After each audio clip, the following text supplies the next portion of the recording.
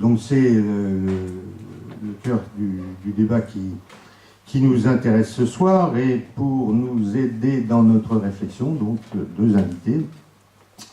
Pierre-Adrien Roux, qui est chargé de projet médiatique et numérique au sein de l'association Fragile, qui travaille plutôt sur Nantes, beaucoup sur Nantes. Enfin, il présentera son association lui-même et ce qu'il y fait. Et puis Michel Ménard, député de la 5e circonscription de Loire-Atlantique, donc de notre circonscription, et qui nous dira comment, dans son travail quotidien de parlementaire, le numérique a bouleversé sans doute pas mal de choses, bouscule le quotidien d'un décideur, et comment, là aussi ça marche dans les deux sens, comment il s'approprie les outils numériques et comment il reçoit les réactions, les informations, les demandes du citoyen à travers les outils numériques. Alors, je pose un peu la règle du jeu, qui est la règle du jeu habituelle de nos rencontres. Il y aura une intervention de chacun d'entre vous, alors pas trop longue si vous pouvez, un gros quart d'heure si on veut. On abordera peut-être 2 ou 3 questions juste après vos interventions en complément, si je pense que vous avez oublié peut-être de tel aspect des choses. Je vous titillerai peut-être sur un ou deux aspects. Puis ensuite, on aura la pause traditionnelle, pendant laquelle vous pourrez prendre un rafraîchissement et réfléchir à vos contributions ou à vos questions ensuite, puisqu'on reviendra, c'est pas très loin, donc on n'aura pas long à se déplacer, on reviendra pour la série des questions-réponses et puis du débat entre nous. Voilà. Qui commence ? On n'a pas vraiment défini ça. Pierre-Adrien. J'ai plus de choses à dire que vous. Alors j'en doute. Bonsoir à toutes et tous. Merci au Café Citoyen Chapelain de m'avoir invité ce soir, et à Monsieur Ménard d'accepter de discuter avec moi. Moi, je m'appelle donc Pierre-Adrien Roux. Je suis journaliste de profession depuis une dizaine d'années, essentiellement en presse écrite. Par la force des choses, je suis devenu journaliste web. Je travaille depuis 2 ans au sein de l'association Fragile. Alors je ne vais pas passer 1 heure à vous présenter l'association Fragile, mais quand même quelques mots. Fragile est un média citoyen avant tout, qui existe depuis 12 ans. Alors c'est quoi un média citoyen ? C'est un média qui est alimenté par des contributeurs bénévoles, encadré par 2 salariés, Sandrine Lesage, qui est rédactrice en chef, et moi-même, qui a en charge la partie éducation aux médias et aux pratiques numériques, c'est pour ça que je suis là ce soir a priori, au sein de cette association. Donc on existe depuis une 12aine d'années. L'association est positionnée sur l'éducation aux médias et au numérique depuis 4-5 ans. Et aujourd'hui, donc, on intervient auprès de différents acteurs, différents partenaires, que ce soit les réseaux d'éducation populaire. On est une association affiliée à la Ligue de l'enseignement FAL 44. Nous intervenons aussi auprès de l'éducation nationale. Et on intervient aussi auprès, en tant que un peu formateur de tout ce qui est animateur jeunesse, éducateur, sur les pratiques numériques. Donc on a plein de publics différents et plein de partenaires différents. Voilà pour la petite présentation. Je ne vais peut-être pas aller plus loin, ou je passe la parole à Monsieur Ménard. Juste un tout petit mot à Michel. Ça y est, alors on commence à bien se connaître. Donc moi c'est Pierre-Adrien. À Michel. Non, juste pour dire qu'aujourd'hui les pratiques numériques sont au cœur je pense, des préoccupations en matière d'éducation, puisque on a affaire à une série de paradoxes, et notamment à une fracture entre 2 générations, pour caricaturer, une génération très jeune, enfin les jeunes, globalement, on va dire ce qu'on appelle les digital natives. Alors je vais commencer à sortir des mots comme ça un petit peu bizarres, vous m'arrêtez si ça devient trop bizarre. Mais des jeunes qui sont nés avec le web, qui sont nés dans la communication, qui sont nés avec les outils numériques, le développement des mobiles, des smartphones, tout ça. Et puis une génération, la génération au-dessus, celle des parents, celle des grands-parents, celle des enseignants, des éducateurs, qui est parfois un peu décalée par rapport aux usages. Et donc nous, Fragiles, voilà, on intervient sur ce champ-là pour réduire un petit peu cette fracture-là, parce qu'on considère qu'aujourd'hui le numérique est facteur de citoyenneté. En tout cas, si on n'est pas au fait des usages, au fait des outils numériques, c'est facteur d'exclusion à un moment donné de la société. C'est difficile d'aller comment dire, c'est difficile d'agir avec les services publics si on n'est pas au fait des outils numériques. C'est difficile de s'exprimer, c'est difficile de se mobiliser. Donc aujourd'hui, le numérique est, selon nous, à Fragile, c'est que notre point de vue, un enjeu majeur dans la construction de la citoyenneté des individus. Voilà, je n'irai pas plus loin. Je vais donc passer la parole à Michel. Merci. Une petite présentation peut-être, puisque ça montre qu'on a des liens, puisque s'il y a certains élus ou parlementaires qui n'ont fait que de la politique, moi, ma première profession, c'est professeur des écoles, instituteur, on disait avant, et j'ai été permanent de la Ligue de l'enseignement, enfin le 44, pendant 23 ans. Donc je connais un peu ce mouvement, donc au Café Citoyen de la Chapelle, qui est affilié aussi à la Ligue de l'enseignement, on est en famille finalement. Alors quand Hervé m'a contacté pour dire est-ce que tu veux intervenir sur ce sujet, je me suis dit mais attends, qu'est-ce que j'ai à dire? Moi je ne suis pas spécialiste du numérique. Après on a discuté un peu et j'ai vu un peu plus l'attente envers moi. J'ai plutôt découvert le numérique un peu tard, je ne suis pas un précurseur sur ce domaine. Et d'ailleurs,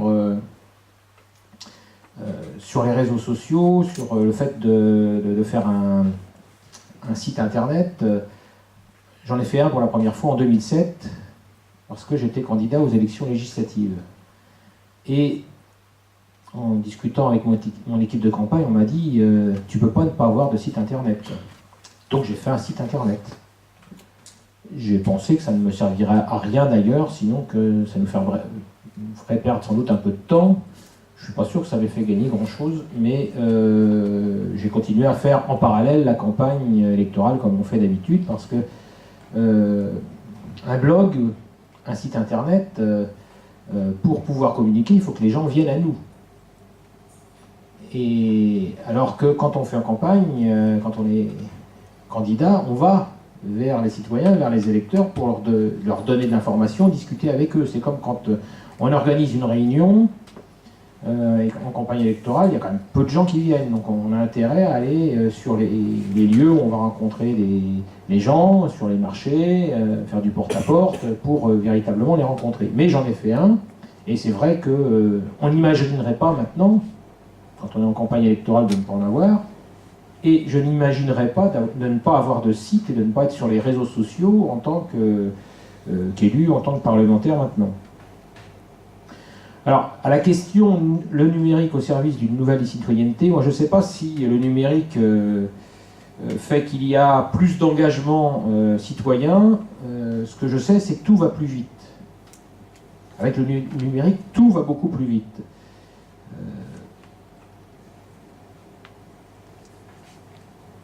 J'ai fait un site internet, je fais des articles réguliers, et ce que je constate, c'est que quand je reçois des mails, si on ne répond pas rapidement, on se fait relancer. Quand on écrit un courrier au maire, au député, ou à tel ou tel, si on n'a pas de réponse sous 15 jours, ça ne nous étonne pas. Mais si au bout de 2 jours, on a reçu un mail et qu'on n'a pas déjà répondu, on a une relance, voire on se fait réprimander, pour ne pas utiliser d'autres termes. Et donc c'est vrai que tout va plus vite, et on est nous-mêmes amenés à regarder nos outils de communication en permanence. Donc moi j'ai un site internet que je alimente régulièrement par des prises de position, pour relayer l'activité parlementaire, la mienne ou celle de mon groupe, pour annoncer les permanences. Il y a en moyenne 70-80 visites journalières, visites uniques, donc de personnes différentes. C'est à la fois peu et en même temps ce sont des gens qui viennent s'informer. Il y a possibilité de laisser des commentaires, mais là ce sont des commentaires modérés. Et d'ailleurs il y en a assez peu. Si vous allez voir sur le site, vous verrez que pour beaucoup d'articles, il n'y a aucun commentaire. Il y a plus de commentaires sur Facebook, puisque j'ai également un compte Facebook avec, j'ai regardé avant de venir ce soir, 3193 amis quand même. Et plus une page Facebook qui est accessible en dehors des abonnés, quoi. Donc là, qui est public. J'ai un compte Twitter également, qui est en lien avec Facebook, c'est-à-dire que quand je fais un tweet, ça va automatiquement sur Twitter et ça apparaît également sur mon site. C'est d'ailleurs ce que j'utilise le plus régulièrement, même si ça dépend des moments. Certains jours, je peux faire plusieurs tweets ou retweeter. Là, je pense que j'en ai pas fait depuis lundi ou mardi. Je ne m'astreins pas à en faire forcément. Je me retiens parfois, je le disais tout à l'heure. Parfois, j'ai envie de réagir et je me dis, attention, dans ta position, ne réagis pas aussi rapidement, comment ça va être interprété. Et donc, il y a aussi une autocensure, parce que parfois, on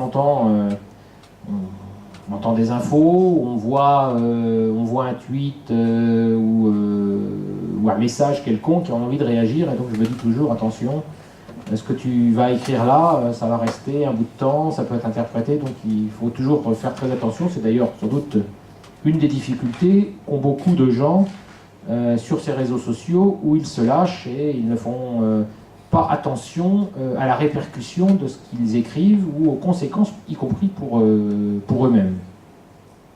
Ce que je constate aussi avec ces réseaux, c'est qu'il y a nécessité de suivre en temps réel ce qui se passe sur ces réseaux. Et c'est chronophage, d'une part, mais en plus, on ne déconnecte jamais. Moi, on a voté dans une loi récemment le droit à la déconnexion, une loi qui a fait débat, mais des éléments positifs. Il y a le droit à la déconnexion, mais en tout cas, moi, je ne m'y autorise pas, ou enfin, en tout cas, j'y arrive pas. Bon, sauf l'été, souvent en vacances, mais sinon, là, je pense qu'en rentrant ce soir, je vais regarder s'il y a des messages, et le week-end, je fais aussi, quoi. Donc, il y a une sorte d'addiction. Je pourrais peut-être faire plus attention, enfin, être moins dessus, mais en tout cas, je le constate pour moi. Un autre élément aussi que je constate, c'est que nous avons quand même beaucoup de commentaires désagréables, d'insultes sur Facebook. D'ailleurs, puisque j'ai une équipe d'assistants parlementaires, ils sont en veille également parce que tous mes outils, Twitter, je fais pas mal de tweets moi-même. C'est pas tous, mais mes assistants peuvent en faire aussi. Donc ils utilisent aussi le compte Twitter, le compte Facebook. Et en tout cas, ils sont en veille permanente pour supprimer des commentaires, parce qu'il y a des commentaires qui ne sont pas acceptables que j'enlève. Et puis, au bout d'un moment, ça tourne en rond, parce que quand il y a, y compris un commentaire qui peut être agressif, mais qui peut mériter une réponse, quand on répond, en général, ces interlocuteurs-là relancent aussitôt, et c'est sans fin. Et donc, moi, je ne veux pas être dans ce dialogue permanent, surtout quand il n'est pas constructif, et puis on n'a pas que ça à faire quand même. Enfin, bon, quand on est député avec 145 ou 150 000 habitants sur une circonscription, il faut à la fois être accessible et pouvoir discuter avec les gens qui ont envie de nous rencontrer, d'échanger, mais en même temps, on ne peut pas engager un dialogue particulier avec une personne qui souvent n'est pas constructive et qui a que ça à faire de la journée. Donc il faut trouver l'équilibre. Il y a aussi ces outils qui sont utilisés pour plein de choses différentes, notamment les demandes de rendez-vous. Donc c'est un peu difficile à gérer, parce qu'on a une organisation comme toute entreprise, toute administration, avec quelqu'un qui gère le planning. C'est plus facile de demander un rendez-vous en téléphonant ou par mail, mais alors donc il faut regarder sur Facebook, il faut regarder sur Twitter. Enfin, il y a des gens qui utilisent, dès lors qu'ils sont amis sur Facebook, le lien est direct, ils sont prêts à demander tout et n'importe quoi, proposer les 6 litres de vin, les 6 bouteilles de vin, enfin c'est le genre de truc qu'on peut avoir régulièrement et plein d'autres choses. Donc moi je fais toujours attention, ces outils-là, je ne les utilise qu'au niveau politique, au niveau professionnel entre guillemets, c'est-à-dire que moi je ne mets jamais de messages personnels sur ma vie privée ou quoi que ce soit, et donc ça doit se voir quand on va sur ce site ou sur ces réseaux sociaux, mais certains ne le voient pas bien puisqu'ils ont aussi une autre utilisation plus personnelle. Donc la multiplication des moyens de contact, c'est aussi chronophage, il faut regarder, parce que c'est pareil, si on ne répond pas à un message qui nous a été envoyé sur Facebook dans la journée, on se fait réprimander. Concernant les mails, j'ai plusieurs adresses mail, et j'en ai une qui reçoit beaucoup de messages, c'est l'adresse mail Assemblée nationale, puisque tous les parlementaires ont la même adresse. C'est pas difficile de trouver l'adresse d'un député, puisque c'est l'initiale du prénom, le nom, @assemblée-nationale.fr. Donc quand vous connaissez comment se construit une adresse mail d'un député, vous pouvez écrire à tout le monde. Il y en a beaucoup qui écrivent à tout le monde. Et donc on a entre 200 et 400 mails par jour. Et donc, alors il y a un peu de tout, il y a du lobbying, il y a des pétitions, il y a des demandes envoyées à tout le monde, des avis, et donc il faut faire le tri dans tout ça. Parce qu'entre le mail qui est envoyé à tout le monde et puis le mail qui s'adresse à une personne, il faut essayer de les sélectionner, et parfois il y en a qui passent en maille, et avec des gens qui ne sont pas contents qu'on ne leur ait pas répondu, quoi. Donc c'est une difficulté. Il y a l'adresse également que j'ai créée, donc là, qui est aussi suivie par mes assistants, mais qui est pas connue sur la France entière, donc il y en a moins, mais il y a quand même beaucoup de mails. Tout ça fait que entre les demandes de rendez-vous, les pétitions, les contributions, les insultes, les spams, ça demande aussi du temps aux assistants. Et ça nécessite un travail de tri quotidien pour ensuite m'envoyer ce qui paraît utile de me transmettre pour les assistants, donc des contributions sur la vie parlementaire, des collègues qui nous écrivent en proposant de signer des amendements, qui proposent un rendez-vous. Enfin bon, donc il faut faire le tri dans tout ça. Moi, j'essaie de ne pas laisser de demandes sans réponse, mais effectivement, c'est parfois difficile. Alors, je disais la rapidité, oui, en permanence, on nous demande une réponse, et les gens ne comprennent pas souvent que 2 jours après avoir envoyé un mail, on n'est pas répondu. Aussi des gens qui envoient, j'ai quelques exemples, qui envoient des mails de 2 pages, et il y a 20 questions dedans, quoi. 20 questions dedans qui nécessitent un peu de recherche si on veut répondre convenablement. Alors, on me dira, c'est pas lié uniquement au numérique, parce que des gens écrivaient aussi avant. Mais je pense qu'il y a plus de gens qui écrivent sans formule de politesse, rien du tout, enfin bon, que quand on écrivait officiellement, en envoyant une lettre. Bon, je pense qu'il y avait l'effort de rédaction, il y avait le respect, et là on l'a quand même aussi beaucoup moins. Ce que je constate aussi, c'est que ce qui circule sur les réseaux sociaux, là j'en ai amené un exemple, c'est que y a des gens qui transmettent des infos, enfin des infos qui sont fausses, sans réfléchir. Un jour, j'ai reçu un mail, je ne vais pas vous le lire, des choses désagréables, mais où il y avait à peu près tout et n'importe quoi. Il commence par « La révolte gronde ». Voilà, bon. Le titre c'est « Je transmets parce que je suis d'accord ». Et puis après, on nous dit qu'il y a beaucoup trop de parlementaires. On nous dit que les étrangers qui viennent à 65 ans en France touchent immédiatement 1158 € de retraite. Enfin bon. Et donc, quand j'ai vu ça, j'ai dit « Je vais répondre ». En répondant en gros en 2 points, en disant dans votre mail, il y a une partie qui relève de votre appréciation personnelle. Par exemple, il y a trop de députés, oui, il a le droit de le dire. C'est une appréciation. Et puis, il y a des choses fausses. Il me dit que un étranger qui arrive en France, il a immédiatement une retraite de 1158 €, c'est faux. Donc, il y a plein de choses désagréables que je ne vais pas vous lire. Et donc, je lui ai répondu en argumentant sur un certain nombre de points, en lui proposant une rencontre. Et donc, il m'a répondu. Alors d'abord, il était surpris que je lui réponde, donc c'est déjà ça. Donc, il me met, effectivement, j'ai relayé un message sans prendre le soin de vérifier tout ce qui était écrit dedans. Et après, il m'a expliqué, et c'était quelqu'un à l'évidence de révolté, mais dans les explications qu'il m'a données, c'était des explications qui étaient tout autres que ce qu'il avait transmis. Il était plutôt révolté par les profits des entreprises du CAC 40, par exemple. Donc c'était un révolté, mais pas forcément de la manière dont je pouvais le penser, puisque le message qu'il avait envoyé, c'était plutôt un message d'extrême droite avant, quoi. Et là, c'était plutôt un message, sinon d'extrême gauche, en tout cas de révolté de gauche, quoi. Et donc il n'avait à l'évidence pas lu, il était révolté, donc il transmettait.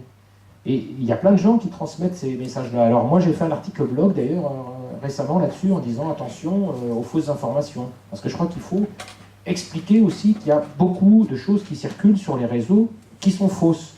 Et la grande difficulté pour les lecteurs, pour les gens qui sont sur les réseaux sociaux d'une façon générale, c'est de faire le tri. Alors dans la presse, je le dis devant un journaliste, il peut avoir des choses fausses, mais il y a quand même une déontologie, il y a quand même la volonté de vérifier ses sources. Donc même si on peut être en désaccord, parce que les journalistes ont un point de vue, mais souvent ils s'appuient quand même, ils mènent une enquête et ils vérifient leurs sources, il peut y avoir des erreurs, mais alors que sur les réseaux sociaux, très souvent, c'est fait sans filtre. Donc voilà quelques points que j'ai pu vérifier, moi, en tant qu'élu recevant beaucoup de messages. Alors, je ne sais pas si je fais mes points plus et mes points moins maintenant, ou si je les garde pour tout à l'heure, Hervé, parce que j'ai peut-être assez parlé, quoi. Donc je m'arrête là pour l'instant. Beaucoup de choses. Je vais rebondir sur la question de l'intox, parce que c'est de ça dont on parle. Y compris chez les journalistes, il y a de plus en plus de boulettes. Parce que y a 2 points, il y a le volume d'informations et la vitesse à laquelle circulent les informations. Tout est exponentiel, tout est très rapide. Donc oui, chez les journalistes aussi, on fait parfois des boulettes. Je ne citerai juste qu'un exemple, c'était pendant les attentats de Nice, où il a été question sur TF1, sur iTélé, de plein de choses qui n'ont jamais eu lieu. On parlait de prise d'otages, on parlait de choses comme ça. C'était des journalistes qui transmettaient ça, mais ils le transmettaient dans l'urgence. Ils le transmettaient rapidement parce que la concurrence, en fait, maintenant, elle est citoyenne.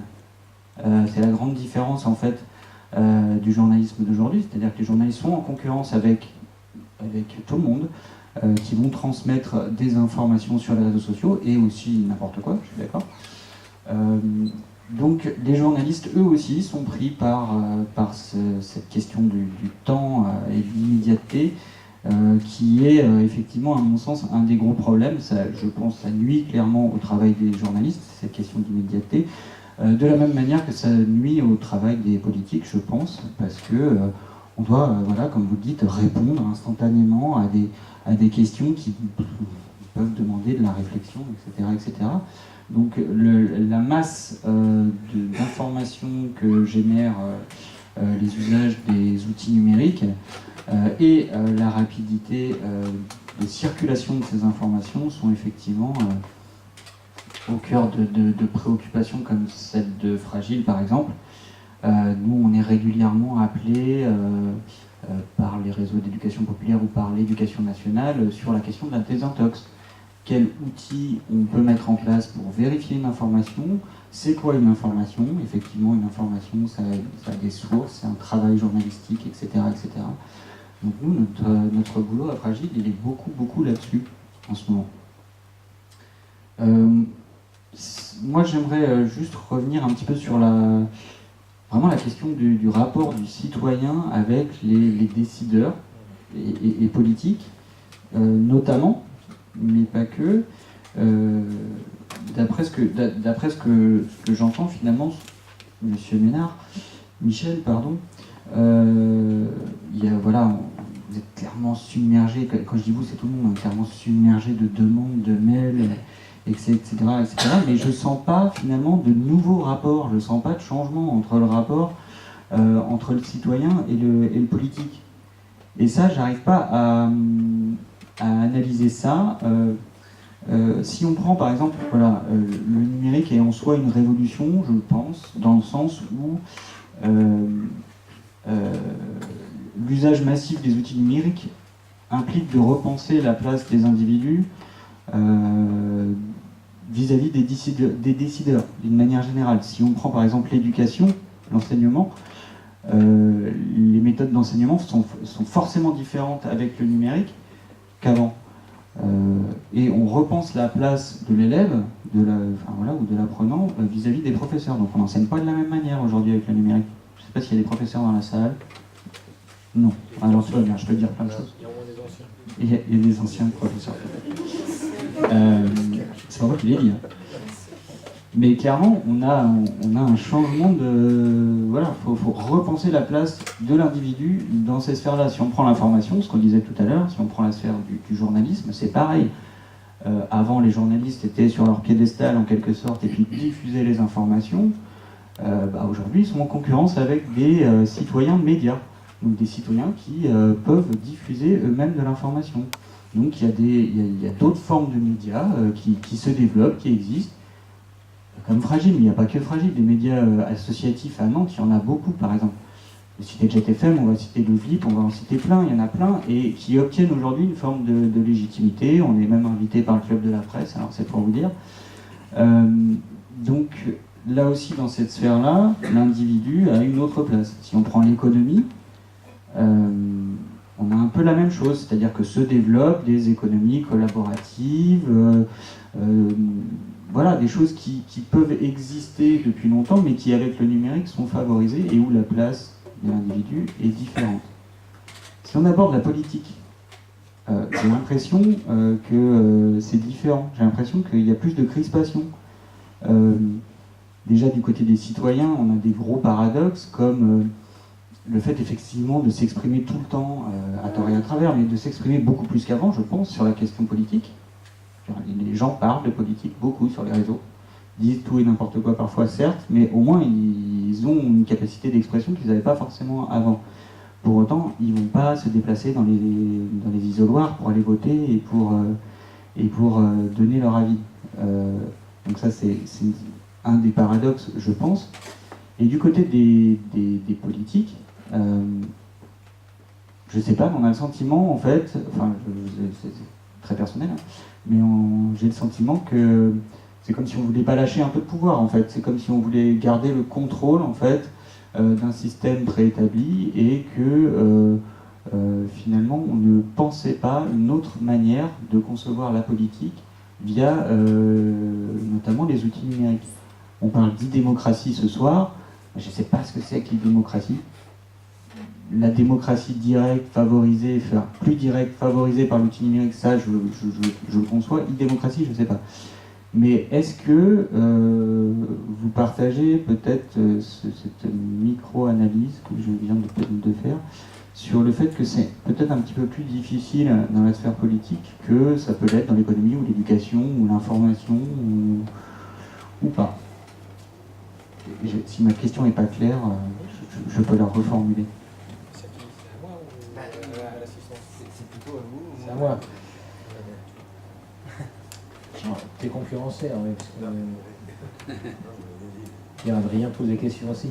J'ai le droit de poser des questions. Bien sûr, aucun souci. C'est un débat, en fait. Oui, c'est vrai que bon, moi, je ne suis pas forcément le modèle d'ailleurs, hein, parce que je pense qu'il y a d'autres parlementaires qui peuvent fonctionner différemment. Moi, je vous ai fait le retour de mon côté, mais je ne peux pas dire que le numérique favorise particulièrement la participation des citoyens à l'élaboration de la loi ou le contrôle de l'action du gouvernement. C'est un des moyens de communication, comme on pourrait m'écrire ou me téléphoner, parce que si quand quelqu'un, et ça arrive régulièrement, a des suggestions à faire, un amendement à proposer, des modifications législatives à faire d'une façon générale, moi je souhaite les rencontrer. Je ne le fais pas comme ça par échange sur des réseaux, parce que je pense qu'il faut le temps de l'échange, de la compréhension, y compris après quand j'ai parfois des questions écrites à poser à des ministres, puisqu'on pose régulièrement en tant que parlementaire des questions écrites sur des sujets précis. Quand c'est un peu complexe, je rencontre, on fait le projet de question et je le transmets par mail, là par contre, effectivement il y a un peu de temps, mais je transmets le projet de rédaction pour mesurer si ça correspond bien à leur attente avant de poser la question officiellement donc, au ministre ou à la ministre concernée. Donc je pense que c'est en tout cas, là, sur ces réseaux-là, c'est quand même une minorité des gens qui viennent avec une démarche constructive sur l'élaboration de la loi. Après, il y a des gens qui viennent sans être du tout agressifs sur des questions qui les concernent. D'ailleurs, un parlementaire, c'est comme tout élu, il est souvent sollicité sur des questions qui ne relèvent pas de sa fonction, mais qu'il faut traiter quand même. Des gens qui viennent lui demander un emploi, un logement, d'intervenir près du maire qui n'a pas voulu rendre le terrain constructible alors que ce serait mieux s'il était constructible, etc. On est sollicité sur tout ça également.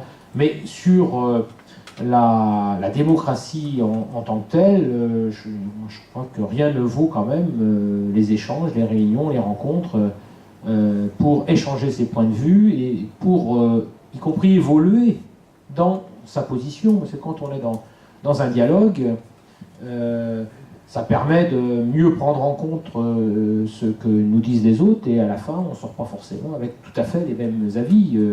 Je sais qu'il y a des gens qui ont un avis définitif, je reçois aussi des messages de gens qui nous donnent l'ordre de penser ça. Donc moi dans ce cas-là j'évite d'aller sur le fond trop longtemps. Je dis que j'accepte que les gens aient un point de vue et que il faut qu'ils acceptent que je puisse penser différemment d'eux, parce que sinon, il y a quelques sujets dans le coin qui marquent beaucoup et sur lesquels on n'a pas le droit de penser différemment. Donc, et là, que ce soit le numérique ou une autre méthode de discussion, c'est la même chose.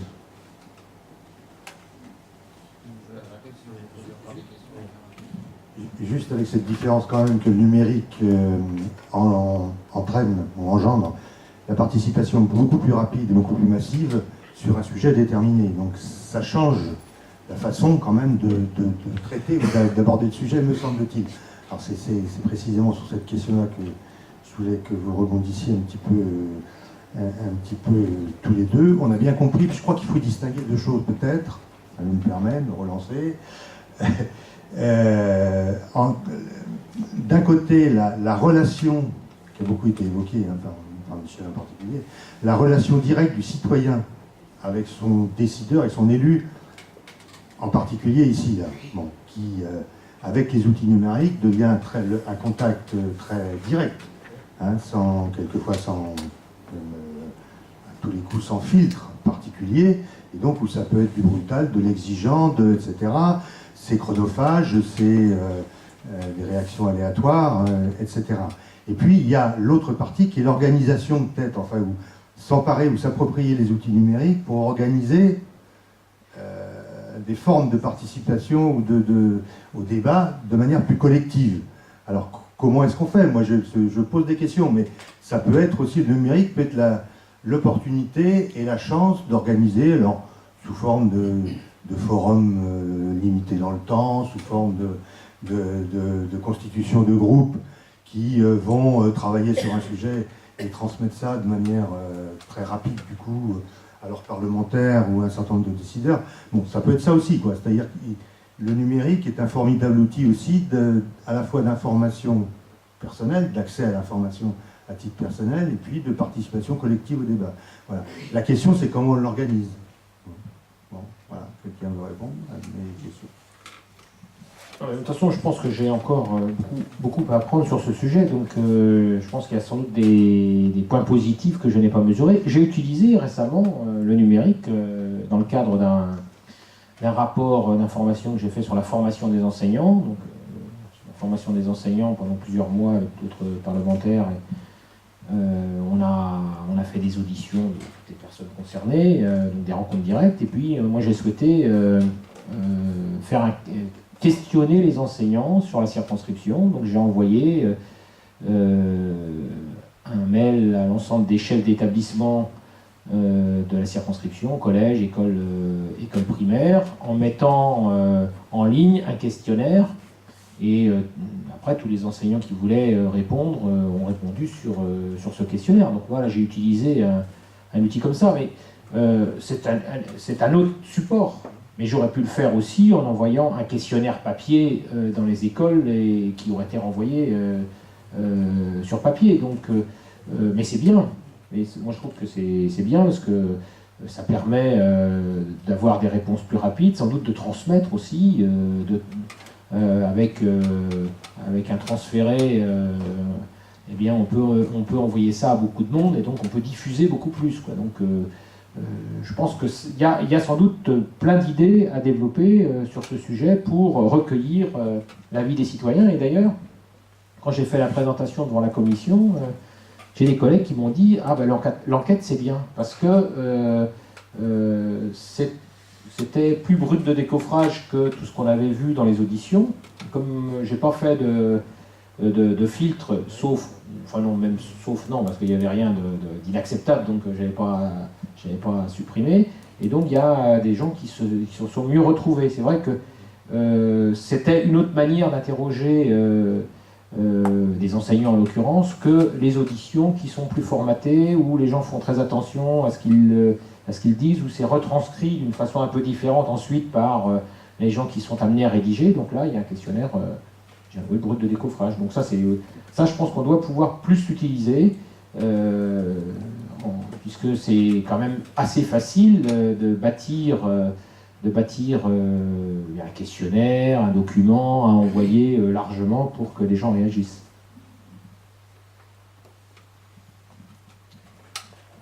En fait, on parle beaucoup de la question de l'outil, comment utiliser voilà, un mail, un questionnaire, ce qui est très important, mais je pense que quand je dis on, c'est d'une manière générale, hein, c'est pas là ce soir, hein, on s'empêche de réfléchir à comment on pourrait utiliser les usages finalement du numérique à des fins pour raviver un petit peu la démocratie, parce qu'elle en a besoin.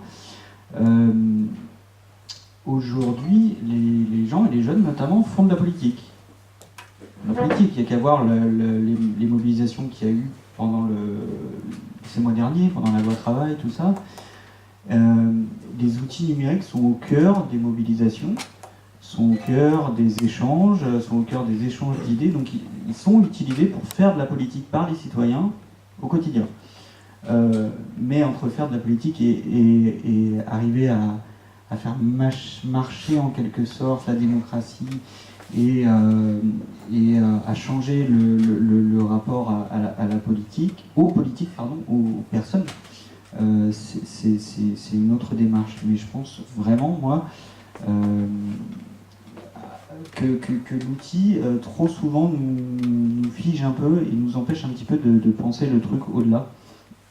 Parce qu'aujourd'hui, l'outil numérique, oui, moi j'en suis convaincu en tout cas, permet aux gens de se mobiliser, permet aux gens de s'exprimer. Et ce qui transparaît là-dedans, à mon sens, c'est un besoin de plus d'horizontalité et donc d'être vraiment plus associé aux décisions politiques et pas seulement être consulté sous forme de questionnaire, pas seulement échanger sous forme de mail, mais vraiment avoir un poids dans la vie politique et dans les décisions politiques à travers notamment ces usages-là, ces outils-là. Mais c'est peut-être un petit peu abstrait là, tout ce que je vous dis, mais c'est à mon avis un des grands enjeux pour la politique de demain, c'est d'arriver à capter les usages, notamment des jeunes, qui font de la politique. Voilà, à mon sens.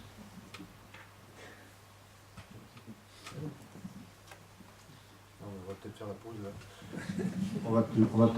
On va peut-être faire la pause là, rendu à ce stade du débat.